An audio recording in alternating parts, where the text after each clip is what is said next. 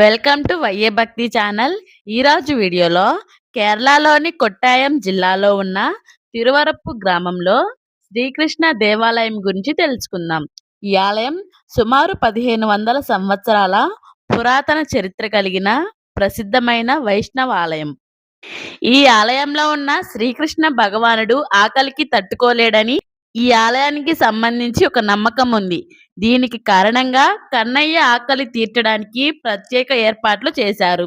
రోజుకు 10 సార్లు శ్రీకృష్ణ భగవానుడికి నైవేద్యం సమర్పిస్తారు. నైవేద్యం పెట్టకపోతే కన్నయ్య శరీరం చిక్కిపోతుంది. ప్రసాదం ఇచ్చే ప్రసాదం ప్లేట్ల నుండి కొద్ది కొద్దిగా మాయమైపోతుందని భక్తులందరి నమ్మకం. శ్రీకృష్ణుడు స్వయంగా తనకు సమర్పించిన నైవేద్యాన్ని తింటాడని భక్తులందరి విశ్వాసం. పురాణం ప్రకారం పాండవులు వనవాస సమయంలో ఇక్కడ శ్రీకృష్ణుడి విగ్రహాన్ని పూజించేవారని ప్రతీతి. పాండవులు ఉదయం సాయంత్రం దీపాలు వెలిగించి దేవుడికి ఆహారం సమర్పించేవారు. పాండవులు అజ్ఞాతవాసం నుండి తిరిగి రావడం ప్రారంభించినప్పుడు వారు తిరువరప్పులో విగ్రహాన్ని విడిచిపెట్టారు.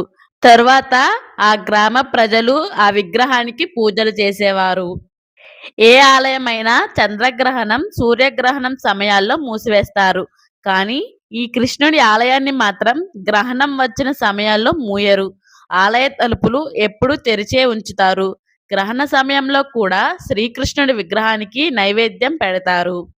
ఈ ఆలయ తలుపులు 24 గంటలలో 2 నిమిషాలు మాత్రమే మూసివేస్తారు. ఈ ఆలయంలో భూమి, గురువు, గణపతి వంటి ఉపదేవతల విగ్రహాలు కూడా ఉన్నాయి. కానీ ప్రధాన ఆకర్షణ శ్రీకృష్ణుడి చతుర్భుజ విగ్రహమే.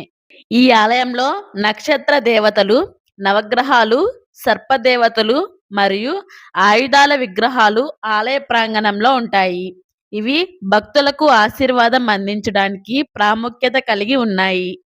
భక్తులు ఆహార సమస్యలు, ఆకలి బాధలు, జీవనోపాధి సంబంధ కోరికలు కోరితే వెంటనే తీరతాయని భక్తులందరి నమ్మకం. స్వామివారికి పాలు, వెన్న, పెరుగు వంటివి ప్రత్యేకంగా పెడతారు. సంతాన ప్రాప్తి, వైవాహిక జీవితం, కుటుంబ ఐక్యత కోసం ప్రత్యేక పూజలు చేస్తే కోరికలు తీరతాయని భక్తులందరి విశ్వాసం. గ్రహ దోషాలు, కుటుంబ సమస్యలు, ఆరోగ్య దోషాల కోసం దర్శనం చేస్తే శాంతి కలుగుతుందని భక్తులందరి నమ్మకం. మీరు కూడా ఒకసారి ఈ ఆలయాన్ని దర్శించుకోండి. ఈ వీడియో మీకు నచ్చినట్లయితే మా వైఏ భక్తి ఛానల్ని సబ్స్క్రైబ్ చేసుకోండి. ఈ వీడియో చివరి వరకు చూసినందుకు హృదయపూర్వక ధన్యవాదాలు.